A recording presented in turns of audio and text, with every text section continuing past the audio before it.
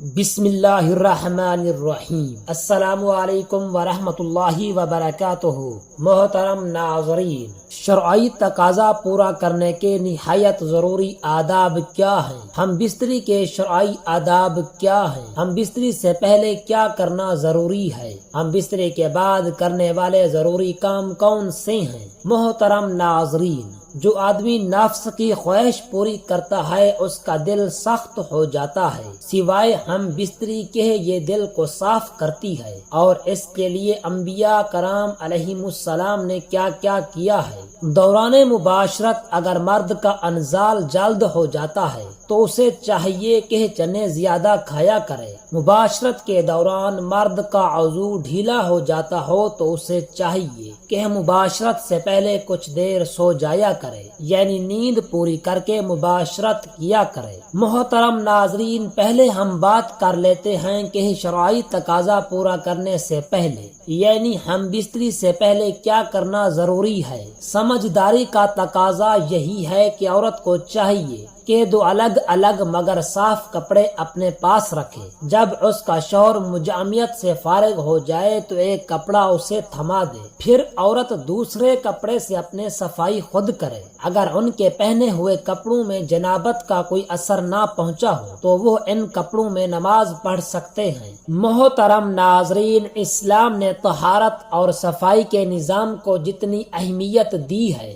شاید کسی مذہب نے دی ہو۔ اس طہارت کے نظام کو برقرار رکھنے کے لیے باوقت جماع، عضو خاص کی صفائی کے لیے علیحدہ کپڑے کا انتظام موجود ہو، اور اس کے لیے اگر کسی اور کپڑے سے صفائی کی گئی تو خطرہ ہے کہ وہ گندگی سے آلودہ ہو اور جراثیم عضو خاص کو لگ کر گندگی اور آلودگی کا باعث بنے۔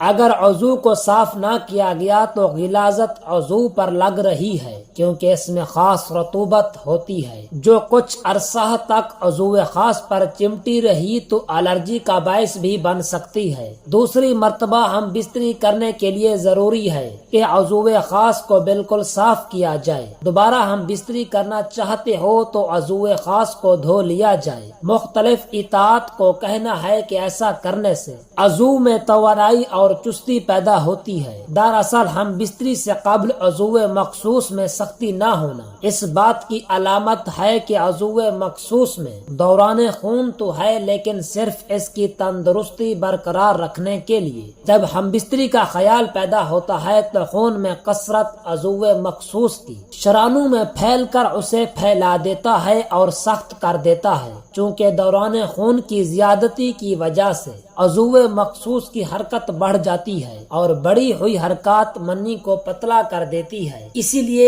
ایک ہم بستری کے کچھ وقفے کے بعد عضو کو دھو لیا جائے تو حرکت ہو جاتی ہے اور سرعت انزال نہیں ہوگی، وقفہ بڑھے گا اور لذت بھی برقرار رہے گی۔ اگر ہم بستری کے وقت پیشاب کا شدید تقاضا نہ ہو تو پیشاب نہ کریں، ورنہ عضو کا انتشار جلد ختم ہو جائے گا۔ مباشرت کا فطری طریقہ تو یہی ہے کہ عورت نیچے ہو اور مرد اوپر رہے، چنانچہ سارے حیوانات اسی فطری طریقے پر عمل کرتے ہیں اور قرآن پاک میں بھی یہی طریقہ بتایا گیا ہے۔ اسی طریقے میں زیادہ راحت اور آسانی ہے، عورت کو بھی مشقت نہیں اٹھانی پڑتی، نیز حمل کے لیے یہ بھی طریقہ مفید ہے۔ حکیموں کے نزدیک جماع کی تمام شکلوں میں بری شکل یہ ہے کہ عورت مرد کے اوپر ہو اور مرد نیچے لیٹا ہوا ہو، کیونکہ اس صورت میں منی مرد کے عضو میں باقی رہ کر متفین ہو کر اذیت کا باعث بنتی ہے۔ مختلف کتب حدیث سے ہمیں یہ معلوم ہوتا ہے کہ ہم بستری کرتے وقت اندھیرا یا مدھم روشنی ہونا درست ہے۔ معلومات نبوی صلی اللہ علیہ وسلم، ہم بستری کرتے وقت روشنی ہلکی یا مدھم ہو تو پر لطف ہم بستری ہوگی، کیونکہ ہم بستری کا عمل مسلسل ایک پرسکون عمل ہے۔ اس پرسکون عمل کے لیے پرسکون ماحول چاہیے اور وہ ماحول تیز روشنی میں یکساں ناممکن ہے،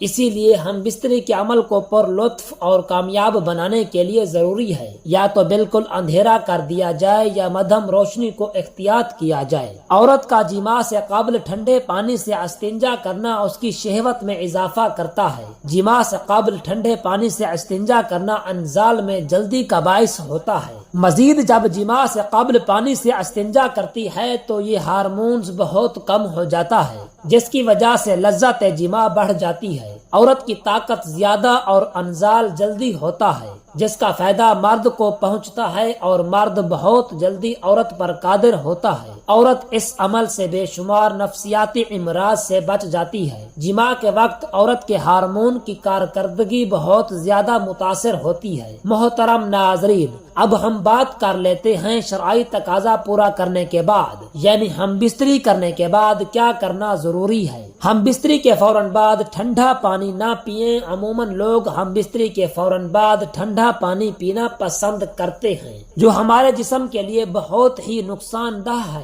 کیونکہ اس وقت انسان کا جسم بہت ہی گرم زیادہ ہوتا ہے، تو اس وقت مرد ہو یا عورت دونوں کو جسم میں حرکت بہت زیادہ ہوتی ہے۔ اگر ایسے وقت میں کوئی بھی ٹھنڈا پانی کا استعمال کرتا ہے تو اس کو دمہ یعنی سانس کی بیماری ہونے کا خدشہ ہوتا ہے۔ عموماً ہم گرمی میں دھوپ سے باہر سے گھر آتے ہیں تو بزرگوں کا کہنا ہوتا ہے کہ پسینے میں مت پانی پیو، پسینہ سوکھنے کے بعد پانی پینا۔ اس کی وجہ یہی ہوتی ہے کہ اس وقت ہمارا جسم گرم بہت زیادہ ہوتا ہے اور ٹھنڈا پانی ہمارے لیے نقصان دہ ہوتا ہے۔ ہم بستری کے بعد ایک ہی کپڑے کا استعمال نہ کریں۔ عموماً میاں بیوی ہم بستری کے فوراً بعد ایک ہی کپڑے سے نجاست کو صاف کر لیتے ہیں، جس کی وجہ سے ایک دوسرے کی نجاست لگ جاتی ہے، جس سے بیماریوں کا اندیشہ مثلاً الرجی وغیرہ ہو سکتی ہے اور آپس میں نفرت پیدا ہونے کا امکان ہوتا ہے۔ ہم بستری کے فوراً بعد اپنی شرمگاہ کو ٹھنڈے پانی سے نہ دھوئیں۔ عموماً لوگ ہم بستری کے فوراً بعد واش روم جا کر شرمگاہ کو ٹھنڈے پانی سے دھو لیتے ہیں۔ ایسا نہیں کرنا چاہیے، کیونکہ اس وقت ہمارا جسم بہت زیادہ گرم ہوتا ہے اور اس کی وجہ سے نسیں پھٹنے کا اندیشہ ہوتا ہے، بلکہ بہت سارے حکیم کے مطابق ہم بستری کے فوراً بعد شرمگاہ پر ٹھنڈا پانی ڈالنے سے نامردی کا اندیشہ بھی ہو سکتا ہے۔